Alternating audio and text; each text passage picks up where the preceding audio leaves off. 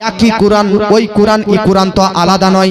যে ব্রাদার বহরমপুরে আলাদা পাওয়া যায়, আপনাদের এই ব্রাদার ভগবান গোলাতে আলাদা পাওয়া যায়, আপনাদের এই রমনা গোবরাতে আলাদা পাওয়া যায়। কোরআন কোরআন একটাই কিতাব, বিশ্বের যেই প্রান্তে জানো একটাই কিতাব। কিন্তু আল্লাহ পাক বলতেছে এই কোরআন পাঠ করে কেউ হেদায়েত পাবে, আবার কেউ পথভ্রষ্ট হয়ে যাবে। এখন আল্লাহর নবীকে জিজ্ঞাসা করা হলো, ইয়া রাসূলুল্লাহ, কোরআন পাঠ করে কেউ পথভ্রষ্ট হয়, আবার কোরআন পাঠ করে কেউ হেদায়েত প্রাপ্ত হয়, ব্যাপারটা কি? তো আমার নবী বলতে আমি কোরআন আর আহলে বায়াতকে ছেড়ে গেলাম। যারা শুধু কোরআনকে ফলো করে চলবে তারা পথভ্রষ্ট হয়ে জাহান্নামে যাবে, আর যারা কোরআনের পাশাপাশি আমার আল আওলাদ আহলে বায়াতের সঙ্গে সম্পর্ক ঘনিষ্ঠ রেখে থাকবে তারাই হেদায়েতের উপর থাকবে, আর তারাই জান্নাত পর্যন্ত পৌঁছে যাবে। সুবহানাল্লাহ। আমার নবীজির আহলে বায়াত হচ্ছে বড় পীর, জোরে বলেন সুবহানাল্লাহ। আমার নবীজির বংশধর হচ্ছে গরিব নামাজ, জোরে বলেন সুবহানাল্লাহ। যারা গরিব নামাজের দামান, গৌস পাকের দামান না ধরে কোরআন পাঠ করবে, বলুন এরা পথভ্রষ্ট হবে না হেদায়েত পাবে? পথভ্রষ্ট হবে কি না? গৌস পাক নবীজির বেটি মা ফাতেমা, মা ফাতেমার বেটা ইমাম হোসেন, ইমাম হোসেনের বেটা ইমাম জাইনুল আবেদিন, ইমাম জাইনুল আবেদিনের পুত্র ইমাম মোহাম্মদ বাকের, ইমাম মোহাম্মদ বাকেরের পুত্র ইমাম জাফর সাদিক, ইমাম জাফর সাদিকের পুত্র ইমাম মুসা কাজিম, ইমাম মুসা কাজিমের পুত্র ইমাম আলী রাজা, ইমাম আলী রাজার পুত্রের নাম সৈয়দ আবু বকর মোহাম্মদুল জাওয়াদ, সৈয়দ আবু বকর মোহাম্মদুল জাওয়াদের পুত্র সৈয়দ কামালউদ্দিন ঈসা, সৈয়দ কামালউদ্দিন ঈসার পুত্রের নাম সৈয়দ আবুল আতা আব্দুল্লাহ, সৈয়দ আবুল আতা আব্দুল্লাহর পুত্রের নাম সৈয়দ আবুল আতা আব্দুল্লাহর পুত্রের নাম সৈয়দ মাহমুদ, সৈয়দ মাহমুদের পুত্রের নাম সৈয়দ মোহাম্মদ, আর সৈয়দ মোহাম্মদের পুত্রের নাম সৈয়দ আব্দুল্লাহ, সৈয়দ আব্দুল্লাহর পুত্রের নাম সৈয়দ উম্মুল খায়র ফাতিমা, উম্মুল খায়র ফাতিমার পুত্রের নাম বড় পীর আব্দুল কাদের জিলানী। সুবহানাল্লাহ। একবার জোরে বলেন না ভাই সুবহানাল্লাহ। এজন্য বাবা নবীজির আল আওলাদ, নবীজির আহলে বায়াতদের সঙ্গে যদি আপনার মহব্বত থাকে তাহলে বেরাদানে মিল্লাত ইসলামে ইনশাআল্লাহ আপনারা হেদায়েতের পথের উপর থাকবেন, জোরে বলেন সুবহানাল্লাহ। আমার নবীজির একটা কথা আপনারা শুনেন, যখন ইন্তেকাল পর্যন্ত এসেছে আপনারা এদিক ওদিক তাকাচ্ছেন কেন? একবার হাত তুলে বলেন ইয়া রাসূলুল্লাহ, আর মহব্বতে বলেন ইয়া রাসূলুল্লাহ। আমি নবীজির পাগল, আমি মদিনার পাগল, জোরে বলেন। আমি নবীজির পাগল, আমি মদিনার পাগল, মদিনারি ধুলবালি মোর, মদিনারি ধুলবালি মোর নয়নের কাজল। আমি নবীজির পাগল, আমি মদিনার পাগল। আমার মনে নবী নবী দুই চোখে মদিনার ছবি, আমার মনে নবী নবী দুই চোখে মদিনার ছবি, আমার মনে নবী নবী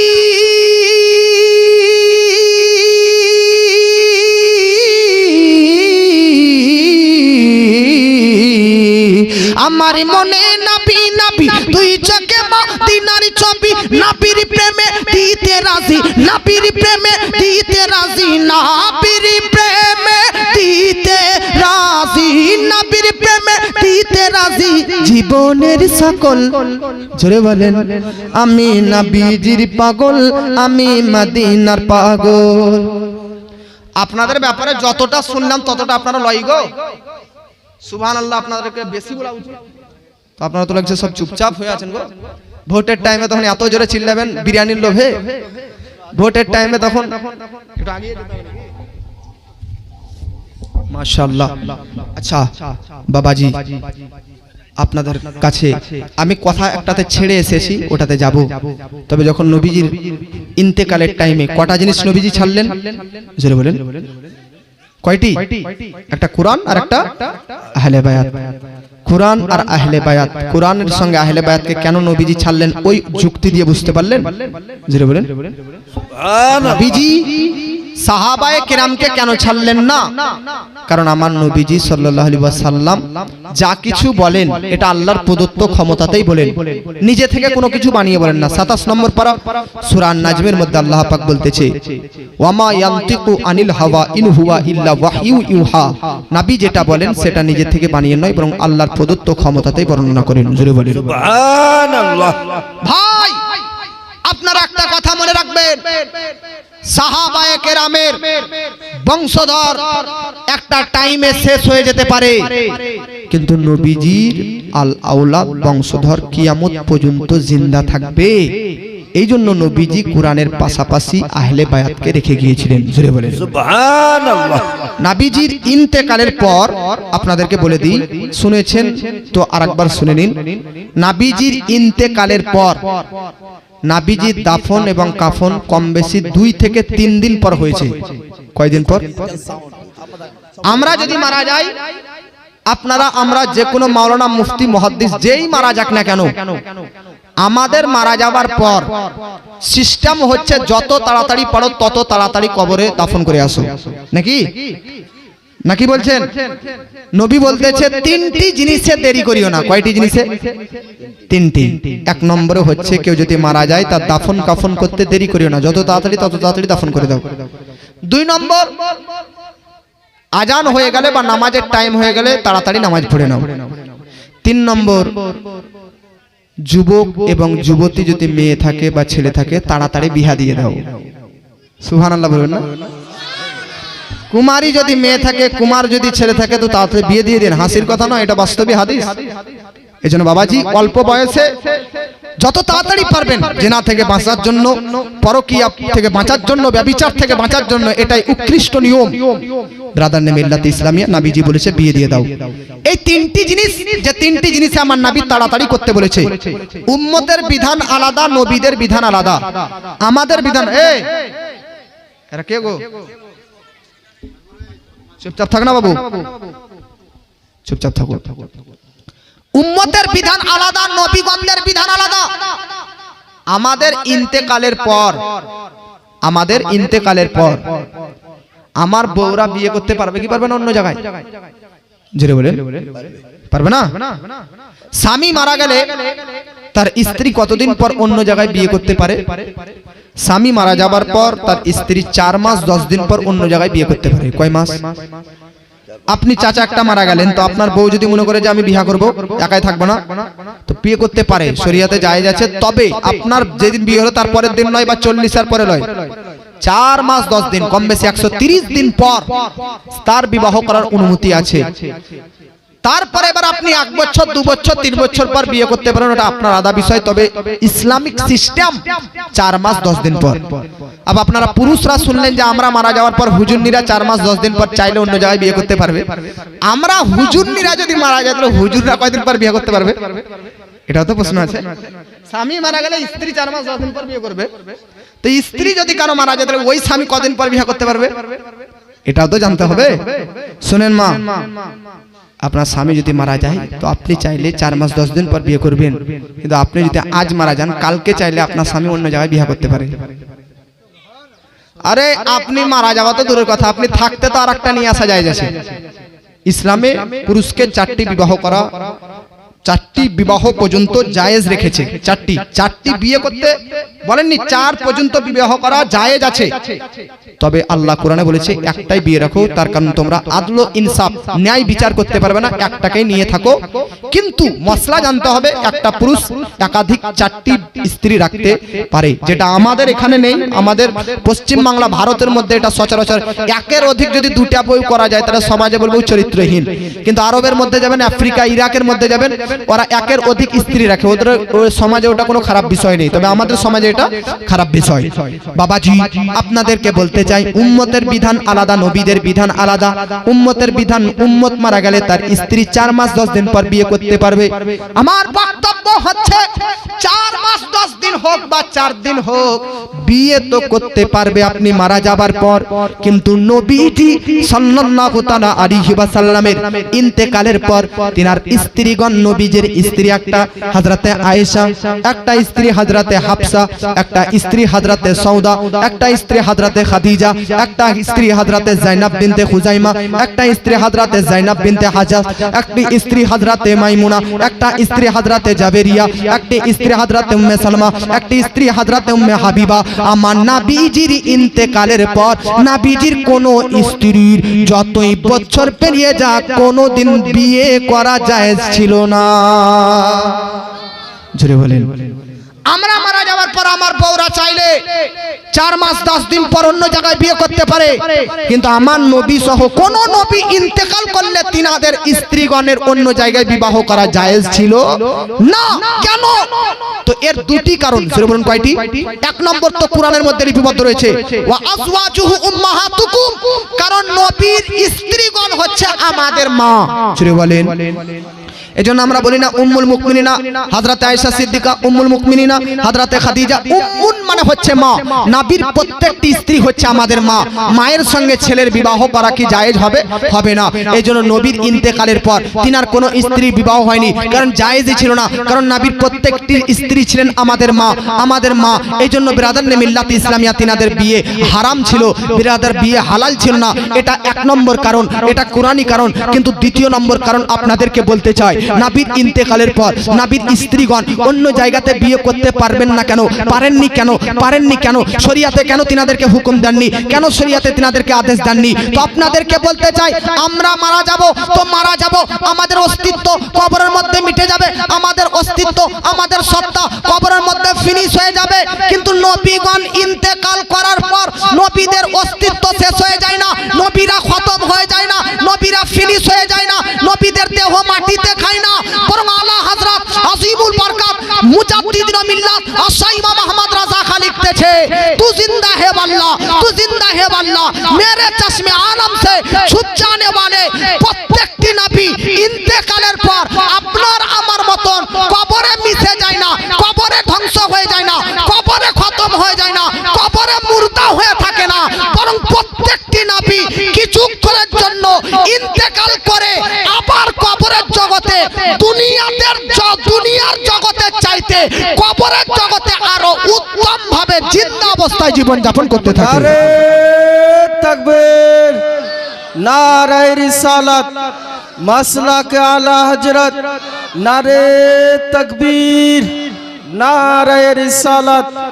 1 নম্বর কারণ তো নবীর স্ত্রীগণ আমাদের মা, এই জন্য তিনাদেরকে আমরা সব তিনাদের ছেলেরা কেউ বিয়ে করতে পারবো না। 2 নম্বর কারণ নবী তো জিন্দা, আপনার আমার মতন তো মুর্দা নয় যে বেরাদার নে মিল্লাতে ইসলামিয়া তিনার স্ত্রীগণ তিনার আজকে বেরাদার জাওজিয়াত থেকে বেরিয়ে যাবে না। এই জন্য প্রত্যেকটি নবী জিন্দা, এই জন্য তিনাদের স্ত্রীগণও এখনো পর্যন্ত নবীর বিবাহ বন্ধনে রয়েছেন। এই জন্য তিনার কোনো স্ত্রীর অন্য জায়গাতে বিবাহ করা হালাল ছিল। জোরে বলেন হালাল ছিল, জোরে বলেন হালাল ছিল। আব্বাজি আপনাদেরকে বলতে চাই, আমার আপনার নবীজি সাল্লাল্লাহু তাআলা আলাইহি ওয়াসাল্লাম শুধু নয় বরং সব নবীদের ব্যাপারে আলা হযরত আরেক জায়গাতে বলতেছে, আম্বিয়া কবি আজল আনি হে মगर ऐसी के फकत आनी है फिर उसी आके बाद उनकी हयात मिसले साबिक वही जिस्मानी है।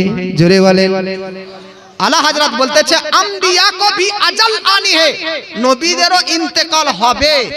তার কারণ নবীগণ না চাইলে পৃথিবীতে আজীবন চিরস্থায়ীর জন্য বেঁচে থাকতে পারতেন, কিন্তু কুরআন কুল্লু নাফসিন যায়িকাতুল মাউত, কুরআন কুল ইন্নাল মাউতাল্লাযী তাফিরুনা মিনহু ফাইন্নাহু মুলাকিকুম, কুরআন আইনামা তাকুনু ইদরিকুমুল মাউত ওয়া কুনতুম ফি বুরুজিম মুশাইয়াদা।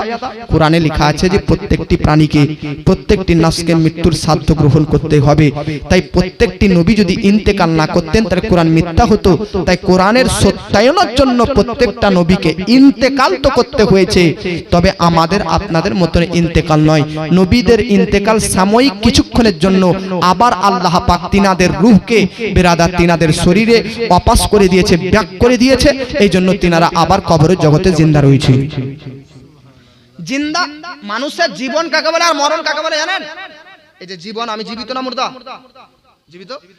আত্মা আর শরীর একত্রিত হয়ে আছে, আত্মা রূহ আর শরীর এক হয়ে আছে মানে জিন্দা। আর মারা যাবে যখন রূহ আর শরীরের আলাদা হয়ে যাবে তখন হয়ে যাবে মরণ, মুর্দা। তো শরীর আর রূহ যতক্ষণ অ্যাডজাস্ট হয়ে থাকবে ততক্ষণ জীবন, আর যখন শরীর থেকে রূহ আলাদা হয়ে যাবে তখন তার নাম হয়ে যাবে মরণ। জোরে বলেন। আচ্ছা আপনাদেরকে একটা কথা বলে দেবো, মানুষের মৃত্যু 2 ধরনের হয়। কয় ধরনের? একটা তো কবরে যাওয়া মরণ তো হবেই, আর একটা হচ্ছে ঘুমের মৃত্যু। এটা ছোটখাটো মৃত্যু বলা হয়েছে। মানুষ যখন ঘুমিয়ে যায় বললেন, তখন আল্লাহ পাক যারা ঘুমায় তাদের রূহটা নিজের নিকটে করে নেয়। যারা ঘুমিয়ে যায় তাদের সবার রূহকে আল্লাহ নিজের নিকটে করে নেয়। আল্লাহ যাদের ঘুমের মধ্যে মৃত্যু দিতে চায়, যাদের ঘুমের মধ্যে মরণ হয়, ওই যে আপনার আমার রূহ ঘুমিয়ে যায়, যখন আল্লাহর রূহ কাছে চলে যায়, তো যাদের ঘুমের মধ্যে মৃত্যু হয় তাদের রূহটা আর আল্লাহ শরীরের কাছে যেতে দেয় না, আল্লাহ বাঁধা দেখে নিজের কাছে রেখে নেয়। এজন্য আর ফেরত আসতে পারে না বলে ওর ঘুমের মধ্যে মৃত্যু হয়ে যায়। এজন্য আপনি ঘুমের টাইমে একটা দোয়া পড়েন, কি জানেন? আল্লাহুম্মা বিসমিকা আমুতু আহইয়া, নাকি আল্লাহুম্মা, এ আল্লাহ বিসমিকা, তোমার নামে আরম্ভ, বিসমিকা আমুতু, আমুতু মানে মউত থেকে আমুতু, আল্লাহ তোমার নামে মরলাম, আবার তোমার নামে জিন্দা হব, ওয়াহিয়া মানে তোমার নামে জিন্দা হব। জোরে বলেন সুবহানাল্লাহ। আপনারা ঘুমানোর দুয়াটার দিকে লক্ষ্য করুন না, বিসমিকা আমুতু, আল্লাহ তোমার নামে মরলাম, আমুতু মউত থেকে আমুতু মরলাম, আবার তোমার নামে ওয়াহিয়া জিন্দা হব।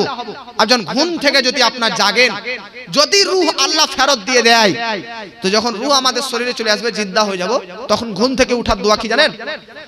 আলহামদুলিল্লাহ আহিয়ানা, আলহামদুলিল্লাহিল্লাযী আহিয়ানা, সমস্ত প্রশংসা ওই আল্লাহর যে আল্লাহ আহিয়ানা আমাকে জিন্দা করলো, বাদামা আমাতানা মরার পরে। জোরে বলেন সুবহানাল্লাহ। আপ দেখুন ঘুমার সময়, ঘুমার পূর্বে দোয়া করলেন কি? আল্লাহ তোমার নামে মরলাম, আবার তোমার নামে জিন্দা হব। যখন যখন মাংলো তখন কি দোয়া? আলহামদুলিল্লাহিল্লাযী, সমস্ত প্রশংসা ওই আল্লাহর জন্য যে আল্লাহ আহিয়ানা বাদামা আমাতানা, যে আল্লাহ আমাকে মারার পরে ও মৃত্যু দেওয়ার পর আবার জিন্দা করলেন। সরি বলেন সুবহানাল্লাহ। এজন্য বাবা, আপনার ঘুমটা আপনার মৃত্যু হয়ে যেতে পারে, আসল মৃত্যু, বড় মৃত্যু হয়ে যেতে পারে। ঘুম এক ধরনের ছোটখাটো মৃত্যু, তবে এই ঘুমটা আসল মৃত্যুতেও পরিণত হতে পারে। এজন্য বাবাজি, ঘুমাবেন যখন কানে লিড ভরে গান শুনতে শুনতে নয়, ঘুমাবেন যখন নাপাক অবস্থায় নয়, ঘুমাবেন যখন চার কুল পাঠ করে ঘুমাবেন, ঘুমাবেন যখন দুরূদ শরীফ পাঠ করে ঘুমাবেন, ঘুমাবেন যখন নবীজির প্রতি যদি কেউ দুরূদ শরীফ পাঠ করে প্রতি রাত্রিতে ঘুমায়, 40 রাত যদি এরকম করে, কোন একটা রাত্রিতে নবীকে স্বপ্নের মধ্যে দেখতে পেয়ে যাবে। সুবহানাল্লাহ। বাবাজি, এইজন্য ঘুমানোর টাইমে আমাদেরকে এইগুলো জিনিস মনে রাখা উচিত। জোরে বলুন সুবহানাল্লাহ। বাবাজি, তাহলে আপনাদেরকে বললাম জীবনকার নাম রূহ আর বডির সঙ্গে লেগে আছে। রূহ আর বডি, রূহ আর শরীরের একত্রিতর নাম জীবন, আর রূহ আর বিরাদার শরীরের ভিন্নতা আলাদা হয়ে যাবার নাম মরণ। বাবাজি, আপনার আমার বিরাদার যখন মরণ হয়ে যাবে, মৃত্যু হয়ে যাবে, তখন আমাদের শরীর থেকে বিরাদার মৃত্যুর ফারিস্তা ইজরাইল রূহটা বার করে নেবে। এবার আপনারা তো কোশ্চেন করতে পারেন, যখন বড় মৃত্যু হয়ে যাবে, যখন মারা যাব, আমাদের শরীর থেকে আত্মাটা বার করার পর, আত্মাটা নিয়ে নেওয়ার পর আল্লাহ কি করবে? বাবাজি, আপনি জানেন এই রূহটা কোথায় রাখবে জানেন? বাবা, কিতাবের মধ্যে লিপিবদ্ধ রয়েছে, যে যেই রকম ব্যক্তি তার রূহটা সেই রকম জায়গাতে রাখা হবে। যদি কেউ বেরাদার হালকা নেককার হয়, তো তার রূহটা বেরাদার মিল্লাতে ইসলামিয়া হালকা শান্তির জায়গায় রাখা হবে। যদি কারো বেরাদার নেককার, শক্তিশালী নেককার হয়, বড় নেককার হয়, তাহলে বেরাদার বড় শান্তিময় জায়গাতে তার রূহটা রাখা হবে। অর্থাৎ কারো রূহটাকে বেরাদার ইল্লিনের মধ্যে, কারো রূহটাকে প্রথম আসমানের মধ্যে, কারো রূহটাকে 7 নম্বর আসমানে। যারা আল্লাহর পথে শহীদ হয়ে যায়, তাদের রূহটা আরশের নিচে বেরাদার সবুজ পাখির ভিতরে আল্লাহ ভরে দেয়। ওই পাখিগুলো কখনো জান্নাতের মধ্যে উড়ে যায় আর জান্নাতের ফল ভক্ষণ করতে থাকে। সুবহান। আমার বাবাজি, যে যেই রকম ব্যক্তি তার শরীর থেকে রূহটা বার করার পর আল্লাহ সেই রকম জায়গাতে রাখে। এবার আসুন বাবাজি, যে পাপী ব্যক্তি, যে গুনাহগার ব্যক্তি, তার রূহটা কোথায় যাবে? মনে রাখবেন বাবাজি, নেককার যদি হন তো আপনার রূহটা আকাশের দিকে যাবে, আর গুনাহগার যদি হন, পাপী যদি হন, কাফির যদি হন, মুশরিক যদি হন, তাহলে আপনার রূহটা সিজ্জিন বেরাদার জমিনের নিচের দিকে, 7 তবক নিচের দিকে, জাহান্নামের শাস্তির দিকে ঢেকলিয়ে ফেলে দিবে। জোরে বলে। কিছুদিন আগে আফ্রিকার এক সায়েন্টিস্ট গবেষণা করলো যে পৃথিবীর সর্বশেষ নিচে আমরা খাল করতে করতে গর্ত করব। পৃথিবী দেখি কত দূর যাই, খাল করতে করতে করতে গর্ত করতে করতে করতে করতে কয়েক হাজার ফিট নিচু যাওয়ার পর যে কোনো জিনিস গর্ত খনন করার জন্য, লোহা হোক, তামা হোক, কাঁসা হোক, অ্যালুমিনিয়াম হোক, যে কোনো বস্তু গর্ত খনন করার জন্য মেশিন পাঠাচ্ছে, তো আর নিচে যায় না, যে জিনিস যাচ্ছে সেই জিনিস যেমন আগুনের কাছে লোহা এই মোম যেমন আগুনে গলে যায়, যে কোনো জিনিস জমিনের নিচে গলে যাচ্ছে। আফ্রিকা সায়েন্টিস্ট অবাক, জমিনের নিচে যা কিছু পাঠাচ্ছি অ্যালুমিনিয়ামের হোক লোহার হোক গলে যাচ্ছে কেন? পরে আবিষ্কার করে গবেষণা করলো যে জমিনের নিচে এতটা গরম, এতটা গরম, এতটা গরম যে ব্রাদার নেমিল্লাত ইসলামে ওই জিনিস যাওয়ার পরে গলে যাচ্ছে। আফ্রিকার সায়েন্টিস্ট বলল জমিনের নিচে, পৃথিবীর সবচাইতে নিচে আওয়াজ কিরকম হচ্ছে, মাটির নিচের আওয়াজ কিরকম শুনতে চাই। তো আফ্রিকার সায়েন্টিস্টরা কোন একটা মাইক্রোফোন জমিনের নিচে পাঠিয়েছিল, পাঠানোর পর ওই মাইক্রোফোন দ্বারা তারা শুনেছিল যে জমিনের নিচে মানুষ যেমন কান্না করে, যেমন আওয়াজ হয়, ওই কান্নার আওয়াজ জমিনের ভিতর থেকে পাওয়া যাচ্ছিল। এটা তো ১৫০০ বছর পর মানুষ জমিনের নিচ থেকে কান্নার আওয়াজ বার করে জাহান্নামের বিবরণ দিয়েছে। আর ১৫০০ বছর আগে দয়াল নবীজি বেরাদার বলে দিয়েছেন যে দুনিয়ার নিচে সিজ্জিন রয়েছে, জাহান্নাম রয়েছে, পাপী ও তাপী গুনাহগারদেরকে যেখানে শাস্তিতে নিযুক্ত করা হবে। আবার একবার দরুদ শরীফ পাঠ করেন, আল্লাহুম্মা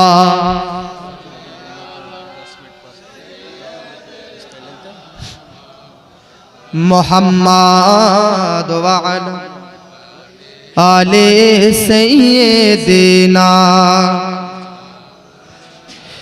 চোখেরই পলকে তুমি হতে পারো লাশ। গজল বুনিয়ে না তো আপনাদের মুখ নেমে যাচ্ছে নাকি? আর গজল বললে উঠিয়ে যাচ্ছে নাকি? গজলের ভক্ত আছে নাকি এখানে? মাশাআল্লাহ, আল্লাহ মোহাম্মদ বলুন সুবহানাল্লাহ। সুবহানাল্লাহ। চোখেরই পলকে তুমি হতে পারো লাশ, চিরতরে বন্ধ হবে তোমার নিঃশ্বাস। চোখেরই পলকে তুমি হতে পারো লাশ, চিরতরে বন্ধ হবে তোমার নিঃশ্বাস। হবে এলাম তোমারই নাম মসজিদের মাইকে, হবে এলাম তোমারই নাম মসজিদের মাইকে। বাড়িওয়ালা নাই রে বাড়ি নাই রে দুনিয়াতে, বাড়িওয়ালা নাই রে বাড়ি নাই রে দুনিয়াতে। জুড়ে বলে বাড়িওয়ালা নাই রে বাড়ি নাই রে দুনিয়াতে, বাড়িওয়ালা নাই রে বাড়ি নাই রে দুনিয়াতে। তোমার ভয়ে থাকতো মানুষ ছিল বাহাদুরি, ভাবনি হাওয়ায় উড়া তুমি যে রঙিন ঘুড়ি। তোমার ভয়ে থাকতো মানুষ ছিল বাহাদুরি, ভাবনি হাওয়ায় উড়া তুমি যে রঙিন ঘুড়ি। সুতোয় টান দিলে মালিক, ও সুতোয় টান দিলে মালিক পারিবে না থাকিতে, সুতোয় টান দিলে মালিক পারিবে না থাকিতে। বাড়িওয়ালা নাই রে বাড়ি নাই রে দুনিয়াতে, বাড়িওয়ালা নাই রে বাড়ি নাই রে দুনিয়াতে। জোরে বলেন ভাই, শেষ করে দেবো না, চলবে আর একটু মহব্বতে বলুন সুবহানাল্লাহ। বাড়ি গাড়ি মিল ফ্যাক্টরি টাকার পাহাড়, বিলাসিতায় কেটে যাবে কত অহংকার। বাড়ি গাড়ি মিল ফ্যাক্টরি টাকার পাহাড়, বিলাসিতায় কেটে যাবে কত অহংকার। দামি কাপড় ছেড়ে হবে, দামি কাপড় ছেড়ে হবে সাদা কাফন পরিতে, দামি কাপড় ছেড়ে হবে সাদা কাফন পরিতে। বাড়িওয়ালা নাই রে বাড়ি নাই রে দুনিয়াতে, বাড়িওয়ালা নাই রে বাড়ি নাই রে দুনিয়াতে। জুড়ে বলেন বাবাজি, নবীগণদের ইন্তেকাল আর আমাদের ইন্তেকালের মধ্যে পার্থক্য আছে কি নাই? জুড়ে বলেন আছে না নাই? নবীগণদের ইন্তেকাল আমাদের ইন্তেকালের পার্থক্য নাই? কত পার্থক্য বললাম। আচ্ছা, আমরা যখন মারা যাব তখন আমাদের মসজিদের 50 বছরের বুড়িয়া হোক আর 60 বছরের বুড়িয়া হোক, ইমাম সাহেব আমাদের খাটলি আমাদের মৃতদেহের সামনে পেছনে সব মুক্তাদিরকে রেখে 4 তাকবীরের সহিত জানাজার নামাজ ফরজে কিফায়া আদায় করবে নাকি? কিন্তু আমার নবীর ইন্তেকালের পর এইভাবে জানাজা হয়নি। আমার নবীর সামনে কে ইমাম হবে? আমার নবী তো সবার ইমাম, এজন্য উনার আগে কে ইমাম হবে? এজন্য আমার নবীর উপর ব্রাদার এইভাবে জানাজা হয়নি যেভাবে আপনাদের এইভাবে জানাজা হয়, আমাদের যেভাবে জানাজা হয়, আমাদের বাপ দাদাদের যেভাবে জানাজা হয়, এভাবে নবীর জানাজার নামাজ হয়নি। আপনাকে আমি শুরুতে একটা কথা বলেছিলাম যে নবীর ইন্তেকালের পর নবীর দাফন ও কাফন কম বেশি 3 দিন পর হয়েছিল। কয়দিন পর? তো এই 3 দিন কেন? আজ ইন্তেকাল করলে নবী আজকে দাফন হয়ে যেতে পারতো, কালকে দাফন করে যেতে পারতো, 2-3 দিন টাইম লাগলো নবীর ইন্তেকালের পর। হ্যাঁ, আপনার বিধান যে আপনি আমি মারা গেলে উম্মতের বিধান তাড়াতাড়ি দাফন করে দাও, কিন্তু নবীর বিধান নয়। নবী লেট করতে পারে, কোনো সমস্যা নেই, কিন্তু নবীর ইন্তেকালের পর দাফন করতে 3 দিন লেট হলো কেন? আবে রহস্যটা শুনেন। আমার নবী যখন ইন্তেকাল করেন তখন কম বেশি 2 লাখের উপর সাহাবী মানে সাহাবায়ে কেরাম হয়ে 1.5 লাখের উপর সাহাবী হয়ে গেছিলেন। জোরে বলেন, মহব্বতে বলেন সুবহানাল্লাহ। 1.5 লাখের কাছাকাছি সাহাবী, কম বেশি 1 লাখ তো সাহাবী ছিলেনই। টোটাল সাহাবীর সংখ্যা তো আমি আপনাদেরকে বলেছি কিতাবের মধ্যে 1,25,000। কত বললাম? আচ্ছা, আপনাদের এখানে কতজন মানুষ হবেন? ধরে নিন এখানে 500 জন ব্যক্তি। প্রত্যেকটা ব্যক্তি জালসা শেষে যদি আমাকে মুসাফা করেন আর 2 মিনিট করে কথা বলেন, ভাই আপনার বাড়ি কোথায়, আপনার নাম কি, আপনার বাপের নাম কি, কোন মাদ্রাসায় পড়েছেন, একটা করে মুসাফা আর 2 মিনিট করে কথা যদি বলেন, তো প্রত্যেকটা মানুষের পার করতে এক এক করে পুরো রাতটা লেগে যাবে, কি লাগবে না? জোরে বলেন। আমার নবীজির ইন্তেকালের পর নবীর জানাজা কিভাবে হয়েছে? নবীর বডি মুবারককে খাটলির উপর রাখা হয়েছে। তো জানাজা কিভাবে? যারা বৃদ্ধ সাহাবী তাদের লাইন আলাদা, যারা যুবক সাহাবী তাদের লাইন আলাদা, যারা বাচ্চা সাহাবী তাদের লাইন আলাদা, যারা মহিলা তাদের লাইন আলাদা। লাইন লাইন, যেমন রেশনের দোকানে যে কোনো জেরক্স করতে যান, যে কোনো স্কুলের কাজে লাইন দিয়ে থাকেন, এরকম লাইন দিয়ে সব সাহাবায়ে কেরাম। যদি নবী যখন ইন্তেকাল করে তখন যদি 1 লাখ সাহাবী থাকে বা 1,25,000 সাহাবী থাকে, তাহলে 1,25,000 সাহাবীর মধ্যে অনেক সাহাবীর তো বিয়েও হয়েছিল, তাদের স্ত্রী জড়িত 2 লাখের কাছাকাছি হয়ে যাবে। সাহাবী সাহাবিয়াত মিলে টোটাল হয়ে যাবে কিনা? 1 লাখ সাহাবী হলে তাদের স্ত্রী তো আছে, সব মিলে কম বেশি 2 লাখ 2.5 লাখ মানুষ নবীজির জানাজাতে লাইন লাইন হয়ে আসে। এক এক করে, একটা করে মহিলা, একটা করে পুরুষ, একটা করে বাচ্চা আসে আর নবীজির সামনে এরকম ভাবে আদবের সহিত দাঁড়িয়ে দাঁড়িয়ে আমার নবীজির উপর দরুদ ও সালাম পাঠ করতে থাকে। আমার বাবা, আপনার আমার ইন্তেকালের পর 4 তাকবীরের সহিত জানাজা ফরজে কিফায়া নামাজ আদায় হয়, কিন্তু নবীজির ইন্তেকালের পর নবীজির বডি মুবারক সামনে রাখা আছে আর এক এক করে বেরাদার, আগে বেরাদার পুরুষরা, তারপরে বেরাদার মহিলারা, তারপর বাচ্চারা এক এক করে আসতেছে আর নবীজির হুজরাতে, নবীজি বেরাদার হুজরা। আমার একটা কথা মনে রাখবেন, এটাও একটা কথা মনে রাখবেন, আমার ইন্তেকাল যদি এইখানে হয়ে যায় তাহলে বলেন তো এইখানেই দাফন হবে না আমার গ্রামে হবে? গ্রামে হবে না? মানুষ আপনাদের এই গ্রামের মানুষের বেরাদার আপনারা বলেন, আপনারা এখানে অনেকজন মানুষ এসেছেন, যে জায়গাতে বসে আছেন এই জায়গাতে যদি মরণ হয়ে যায়, বলেন ওই জায়গাতে কি আপনার দাফন হবে না আপনাদের গ্রামের কবরস্থানে দাফন হবে? গ্রামের কবরস্থানে আপনার দাফন হবে। কিন্তু নবীগণদের বৈশিষ্ট্য, নবীগণ যেই জায়গাতেই ইন্তেকাল করবে ওই জায়গাতেই দাফন করতে হবে।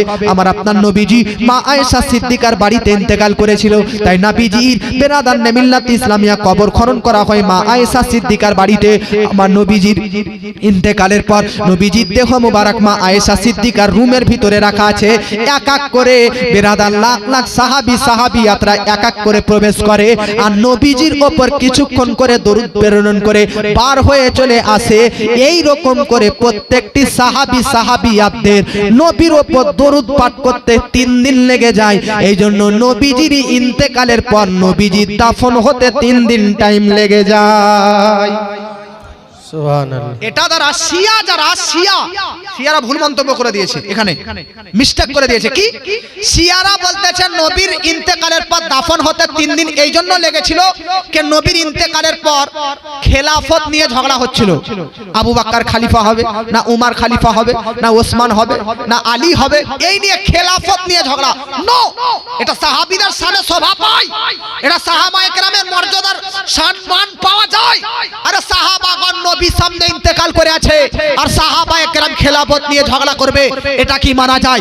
আরে সাহাবায়ে কেরামের জীবনের চেয়ে, জানের চেয়ে, মালের চেয়ে, আত্মার চেয়ে, দেহের চেয়ে, আত্মীয় স্বজন, পরিবার, রক্ত চায় নবীকে বেশি ভালোবাসতো। আজ সে নবী তাদের চোখের আড়াল হয়ে যাচ্ছে আর সে সাহাবী তারা আজকে সিংহাসন নিয়ে, খেলাফত নিয়ে, রাজত্ব নিয়ে, ইকতিদার নিয়ে ঝগড়া করতে থাকবে। এই শিয়ারা ভুল মন্তব্য করে দিয়েছে, কিন্তু আসল কারণ কি শুনেন? নবীর ইন্তেকালের পর 3 দিন পর যে দাফন হয়েছে এটা খেলাফতের জন্য নয়, বরং নবীজির উপর প্রত্যেকটি নিয়ে দরুদ পড়েছে, সব সাহাবী সাহাবিয়াতের নবীর কাছে নবীর উপর দরুদ পাঠ করতে 3 দিন লেগে যায়, এই জন্য নবী দাফন হতে 3 দিন টাইম লেগে যায়। তবে হ্যাঁ একটা কথা আছে, তারিখের কিতাবে পাওয়া যায়, নবীর ইন্তেকালের পর সাহাবায়ে কেরাম পাশে একটা রুমে খেলাফত নিয়ে একটা মিটিং করেছিলেন যে নবীর পর কাকে খলিফা বানানো। ঝগড়া নয়, একটা মিটিং, সংক্ষিপ্ত একটা মিটিং। কি মিটিং?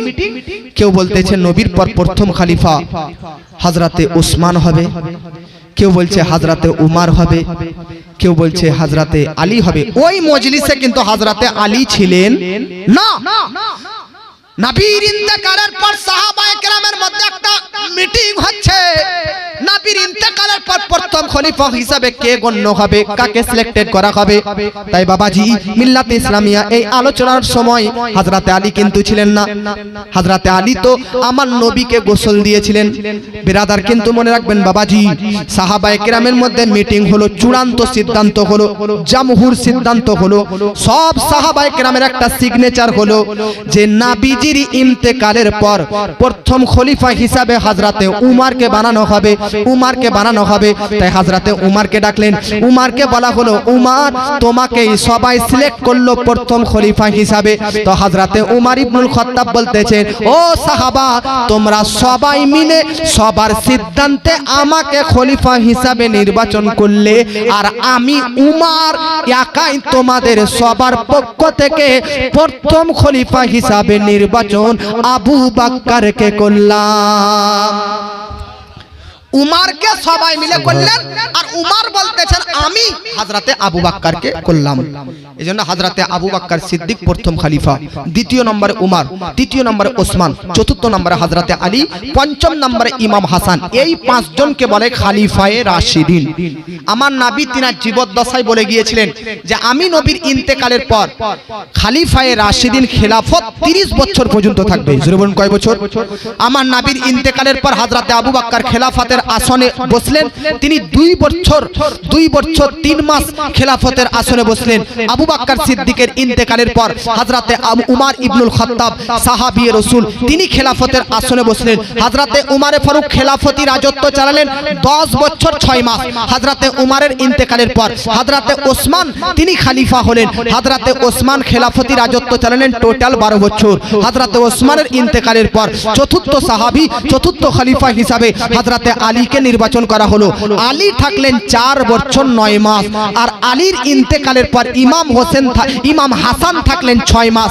টোটাল গুণ করেন, যোগ করেন, হযরতে আবু বকরের 2 বছর 3 মাস, হযরতে উমরের 10 বছর 6 মাস, হযরতে ওসমানের 12 বছর, হযরতে আলীর 4 বছর 9 মাস, আর হযরতে ইমাম হাসানের 6 মাস। টোটাল যোগ করেন, দেখবেন হয়ে যাবে 30 বছর। জোরে বলেন সুবহানাল্লাহ। আচ্ছা আমি যদি বলি, আমি যদি বলি আপনাদের আমাদের মধ্যে এখানে এতজন আলেম ওলামা আছে, কোন আলেম কোন বক্তাকে এটা বলতে পারবে যে নরেন্দ্র মোদী এখনো 10 বছর প্রধানমন্ত্রীর পদে থাকবে? সেটা বলেন, কেউ বলতে পারবে? পারবে? প্রধানমন্ত্রীর পদে নরেন্দ্র মোদী এখনো 10 বছর থাকবে, এই গায়েবের সংবাদ, এই অদৃশ্যের সংবাদ, এই ভবিষ্যৎবাণী কেউ করতে পারবে না। কিন্তু আমার নবীজি বলতেছে আমার ইন্তেকালের পর 30 বছর পর্যন্ত খেলাফতের আসনে 30 বছর পর্যন্ত খলিফারা থাকবে। জোরে বলেন। আমার নবী ভবিষ্যৎ বক্তা ছিলেন, ভবিষ্যৎবাণী ছিলেন। জোরে বলেন। আচ্ছা আপনাদেরকে আরেকটা কথা বলি, নবীর ইন্তেকাল আর আমাদের ইন্তেকাল সমান নয়। কেন? আমরা যখন মারা যাই, আমাদের মারা যাবার পর বাবা, আমাদের মারা যাবার পর আমাদেরকে গোসল দেওয়া হয় কি হয় না? জোরে বলেন। থাক না, কোনো সমস্যা না, আপনারা একটু কথা কম বলেন। মারা যাবার পর গোসল দেওয়া হয় কি হয় না মৃত ব্যক্তিকে? গোসল দেওয়া হয়। তো আপনারা যদি মাঝে মধ্যে বলেন তো আমার কথা ভালো লাগবে। গোসল দেওয়া হয় তো খাটলির ওপর যখন কোনো ব্যক্তিকে গোসল দেওয়া হয় তখন পানিগুলো ড্রেনে, মেনে, আবর্জনায়, নোংরাতে এখানে এদিকে গোসলের পানি গড়ে চলে যায়। কিন্তু আমার নবীজির ইন্তেকালের পর হযরতে আলী গোসল দিয়েছিলেন। তো হযরতে আলী বলতেছে 1 ফোঁটা পানি নবীর গোসলের শরীর থেকে লাগানো, এক ফোঁটা পানি জমিনে পড়েননি, মাটিতে পড়েননি। পুরো পানিটা চারটা প্রধান ফারিস্তা, জিবরাইল, মিকাইল, ইসরাফিল, ইসরাইল, এই চারটি ফারিস্তা চারটি নূরি বালতিতে ভরে জান্নাত নিয়ে চলে গিয়েছে। সুবহানাল্লাহ। আমার বাবাজি, নবীজির ইন্তেকালের পর নবীকে যখন হযরতে আলী গোসল দিলেন, চার ফারিস্তা চারটি বালতিতে করে নিয়ে চললেন।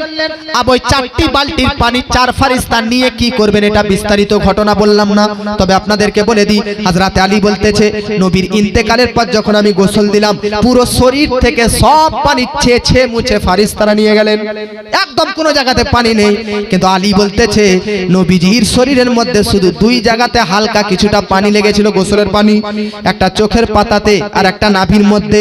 হযরতে আলী বলতেছে, আমি সুযোগ বুঝে আমি দেখলাম নবীজির থুতুর মুবারকে বরকত রয়েছে।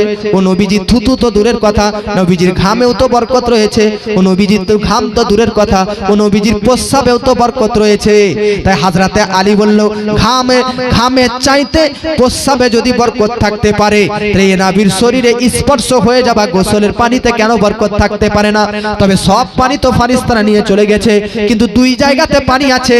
তাই হযরতে আলী তিনার ঠোঁট দুটো বেরাদার আমার নবীজির চোখের পাতাতে আর নবীজির নাভিতে লাগিয়ে দুই জায়গাকার পানি চুষে নিলেন। হযরতে আলী বলতেছেন, যেই দিন থেকে নবীজির ওই দুই জায়গাকার গোসলের পানি, ইন্তেকালের পর যে গোসলের পানি, ওই গোসলের পানি যেই দিন চুষে নিয়েছি, সেই দিন থেকে আমি এত বড় বিদ্বান হয়ে গেছি, এত বড় হযরতে আলী জ্ঞানী হয়ে গেছিলেন যে মক্কা আর মদিনার মধ্যে কোন ব্যক্তি এটা বলার ক্ষমতা রাখতো না যে যে যা পারো কোশ্চেন করতে পারো, তোমাদের সব কোশ্চেনের উত্তর দিব, কেউ এইরকম বলতে পারতো না। একমাত্র হযরতে আলী সেই ব্যক্তি যিনি বলতে পারতেন, তোমাদের মধ্যে যার যেটা প্রশ্ন নিয়ে আসতে পারো, সব প্রশ্নের সমাধান আমি আলীর কাছে হয়ে যাবে। সুবহানাল্লাহ। কুরআনের মধ্যে 30টি পারা রয়েছে, 30টি পারার মধ্যে 114টি সূরা। আচ্ছা আপনাদেরকে বলে দেই, হযরতে আলী বলতেছে, হযরতে আলীর কতটা খালি জ্ঞান দেখেন। হযরতে আলী বলতেছে, কুরআনের মধ্যে 30টি পারা, 114টি সূরা। আচ্ছা হযরতে আলী বলছে, 114টা সূরা তো আমি দূরে রাখলাম, ওটা তো দূরে রাখলাম। হযরতে আলী বলতেছে, সূরার আরম্ভতে কি পাঠ করতে হয়? বিসমিল্লাহ শরীফ, বিসমিল্লাহির রহমানির রহিম। হযরতে আলী বলতেছে, বিসমিল্লাহর মধ্যে কয়টা অক্ষর? টোটাল অক্ষর হচ্ছে 19টি। আর বিসমিল্লাহির রহমানির রহিমের মধ্যে টোটাল শব্দ হচ্ছে 4টি। একটা হচ্ছে বিসমি, একটা হচ্ছে আল্লাহ, একটা হচ্ছে আর রহমান, আর একটা হচ্ছে আর রহিম। 4টা শব্দ, এই 4টা শব্দ মিলে পুরো তাসমিয়া, অর্থাৎ পুরো বিসমিল্লাহ তাসমি, পুরো বিসমিল্লাহ শরীফ। পুরো বিসমিল্লাহ শরীফের মধ্যে 4টা ওয়ার্ড, 4টা শব্দ, কিন্তু অক্ষর আছে 19টি। হযরতে আলী বলতেছে, 19টি অক্ষরের মধ্যে আমি হযরতে আলী 18টা অক্ষর দূরে রাখলাম। আলী বলতে, সূরা তো দূরের কথা, বিসমিল্লাহর মধ্যে যে 19টি অক্ষর আছে, এই 19টি অক্ষরের মধ্যে 18টি অক্ষর দূরে রাখলাম। হযরতে আলী বলতেছে, বিসমিল্লাহর শুরুতে যে বা আছে, ওই বায়ের নিচে যে নুকতা আছে, আলী বলতেছে ওই নুকতার যদি আমি ব্যাখ্যা লিখতে লাগি, তাফসীর লিখতে লাগি, তো তাফসীর ব্যাখ্যা গ্রন্থ, খাতা, কিতাবপত্র এতটা হয়ে যাবে যে কিতাবপত্রগুলো বহে নিয়ে যাবার জন্য আরবের তৎক্ষণাৎ যুগে 70টি উটের প্রয়োজন হয়ে যাবে।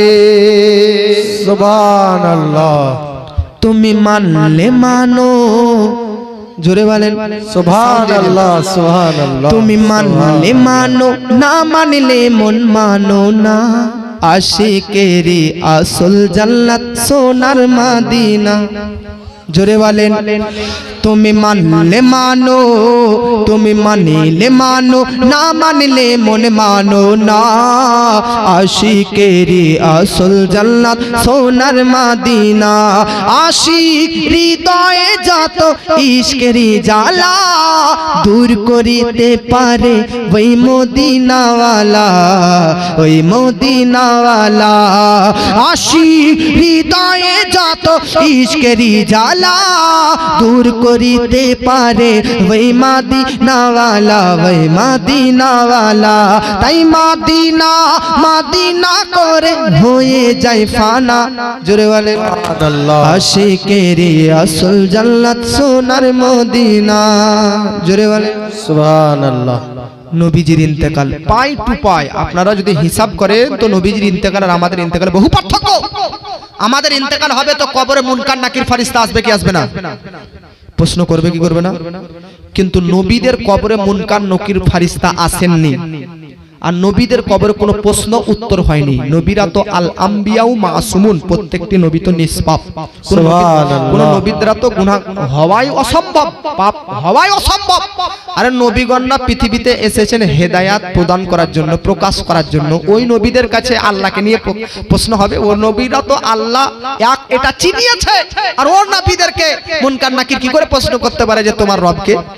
এজন্য কবরের মধ্যে নবীদের নিকট, নবীদের কাছে মুনকার নাকির ফারিস্তা আসেননি, প্রশ্ন করতে পারেন না। তবে আমাদের কবরে মুনকার নাকির আসবেন এবং প্রশ্নও করবেন। জোরে বলেন সুবহানাল্লাহ। আব্বাজি আপনাদেরকে বলে দিই, নবীর ইন্তেকাল আর আমাদের ইন্তেকালের মধ্যে পার্থক্য কি? আপনার ইন্তেকালের পর, আপনার ইন্তেকালের পর, আমাদের ইন্তেকালের পর গোটা জাহানের মধ্যে ইসালে সওয়াব 40 জাহারুম আপনারা করেন কি করেন না? করেন কি না? করে। আপনার ইন্তেকালের পর 40 চাহারুম করার প্রয়োজন হয়, কারণ আপনি পাপ করে গেছেন, আপনার পাপ মেটানো প্রয়োজন। কিন্তু নবীর ইন্তেকালের পর উনাদের কোনো পাপ নেই, এইজন্য উনাদের কোনো ইসালে সওয়াবেরও প্রয়োজন নেই। জোরে বলেন সুবহানাল্লাহ। নবীর জন্য কেউ যদি দোয়া করে যে আল্লাহ নবীর সমস্ত গুনাহ মাফ করে দাও, তো তার ঈমান হারিয়ে যাবে, তাকে তওবা পাঠ করতে হবে। কারণ নবীদের জীবনে কোনো গুনাহ, কোনো পাপ, জোরে বলুন, পাপ নেই। এইজন্য বাবা আপনাদেরকে বলতে চাই, আপনারা আমরা সবাই ইন্তেকাল করব। ইন্তেকাল করে আমাদের সকলকে কবরে যেতে হবে। আমাদেরকেও ওই কবরের ভয় করতে হবে, আমাদেরকেও ওই কবরের কথা মনে রাখতে হবে। কেন? একটা কথা আপনাদেরকে বলে দিই, পৃথিবীর মধ্যে মারা যাবে যখন মানুষ, তখন আমাদেরকে মুনকার নাকির ফারিস্তা প্রশ্ন করবে, মান রব্বুকা। তো আপনারা মনে করছেন শুধু মুসলমান ধর্মের মানুষকে প্রশ্ন করবে? না, গোটা পৃথিবী জুড়ে কম বেশি 4500 ধর্মের মানুষ বাস করছে। এখন ক হাজার? ইসলাম ধর্ম একটার মানুষ শুধু বাস করছে তা নয়, 4500 ধর্মের মানুষ বাস করছে গোটা পৃথিবী জুড়ে। তার মধ্যে একটা ধর্ম ইসলাম। সব ধর্মের মানুষকে কবরের মধ্যে হোক, বা যাকে জলে ভাসিয়ে দিয়ে হোক, বা যাকে সিংহ পশু পক্ষীতে খেয়ে নিয়ে হোক, যদি কাউকে জঙ্গলের পশু পক্ষীতে খেয়ে নিয়েছে কোনো মানুষকে, তো পশু পক্ষীর পেটের মধ্যেই প্রশ্ন উত্তর হবে। যদি কাউকে জলে ভাসিয়ে দিয়েছে তো জলের মধ্যেই প্রশ্ন উত্তর হবে। যদি কাউকে আগুনে পুড়িয়ে দিয়েছে তো আগুনের মধ্যেই প্রশ্ন উত্তর হবে।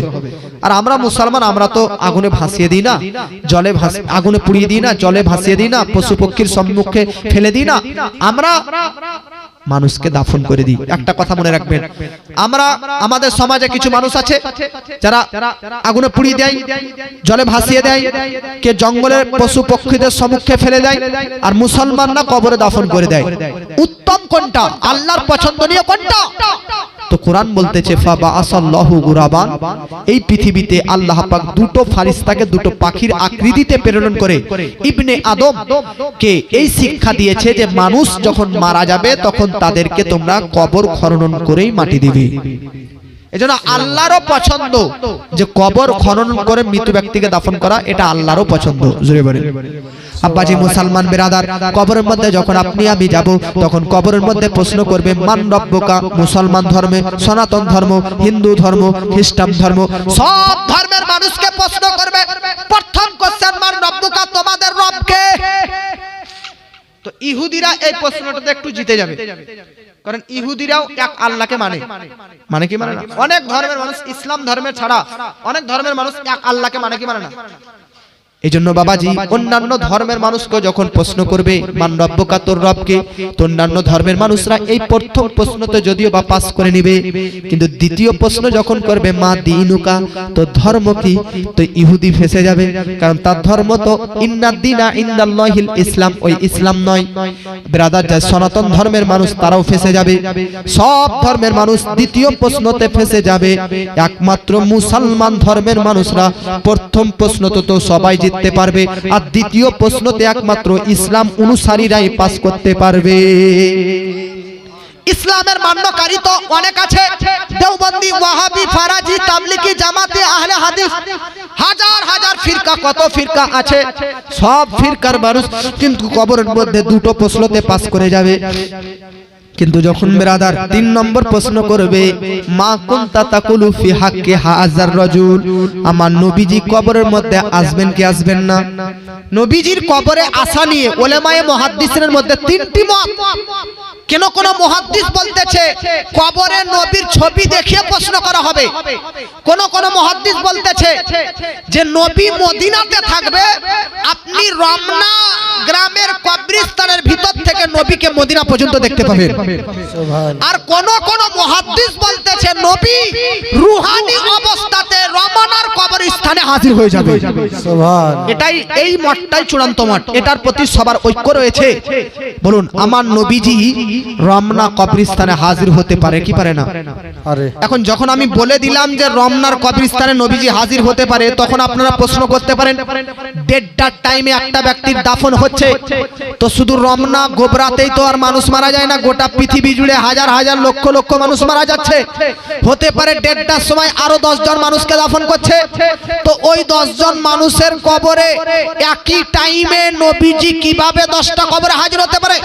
আমি আপনাদের গ্রামে এসেছি, আমি একজন, আমি এক জায়গাতে আজ থাকতে পারি, আর অন্যান্য জায়গাতে নেই। ভাই, আপনাদেরকে বলতে চাই একটা অস্তিত্ব এক জায়গাতেই থাকতে পারে, হাজার জায়গাতে নয়। তো নবী বেরাদার নে মিল্লাত ইসলামিয়ার 1:30টার সময় যদি হাজার জায়গাতে হাজার জন ব্যক্তিকে মাটি দেওয়া হয়, তাহলে হাজারটা কবরে নবী হাজির হতে পারবেন কিভাবে? কারণ নবী মোহাম্মদ তো একটাই। তো আপনাদেরকে বলতে চাই মুনকার নাকির ফারিস্তা কটা? 1 লাখ, 1 কোটি, 2 কোটি, 1 মিলিয়ন, 1 বিলিয়ন, 1 ট্রিলিয়ন, 1 ট্রিলিয়ন না। মুনকার নাকির বলতে 2টি ফারিস্তা আছে, 2 এর অধিক নেই। তো মুনকার নাকির 2 ফারিস্তা হয়ে যদি 1000টা কবরে একই দিনে একই সময়ে হাজির হতে পারে, তো ও মুনকার নাকিরের আকা ও মাওলা আমার নবীজিও হাজার কবরে একই টাইমে হাজির হতে পারে। সুবহানাল্লাহ, সুবহানাল্লাহ। আরে গৌসে পাক বড় পীর আব্দুল কাদের জিলানী একই দিনে একই টাইমে 70টি বাড়িতে ইফতার করেছিলেন, শুনেছেন কি না? তো বড় পীর যদি একই টাইমে একই দিনে 70টি বাড়িতে ইফতার করতে পারে, তো ও বড় পীর যে নবীর কালমা পাঠ করেছে, ও নবী ইন্তেকালের পর আরো বেশি পাওয়ারফুল যে হয়ে গিয়েছে, সে নবী কি একই টাইমে হাজারটা কবরে হাজির হতে পারে কি পারে না? এই জন্য বাবাজি প্রথম প্রশ্নতে অন্যান্য ধর্মের মানুষ যদিও বা পাস করতে পারবে, দ্বিতীয় প্রশ্নতে মুসলমান ধর্মের মানুষ একমাত্র পাস করতে পারবে, তাছাড়া আর কেউ পাস করতে পারবে না। তবে হ্যাঁ, মুসলমান ধর্মের মধ্যে অনেক ভেজাল যুক্ত বেরাদার ফেরকা আছে, তারাও কিন্তু পাস করবে। কিন্তু 3 নম্বর প্রশ্ন, আমার নবীজি রূহানি অবস্থায়, আমার নবীজি রূহানি অবস্থায় যখন কবরে হাজির হয়ে যাবে, মুনকার নাকির নবীর দিকে ইশারা করে জিজ্ঞাসা করবে, বলো তো ওই মুহাম্মদ সম্পর্কে তুমি দুনিয়াতে থাকাকালীন কি বলতে? জোরে বলেন।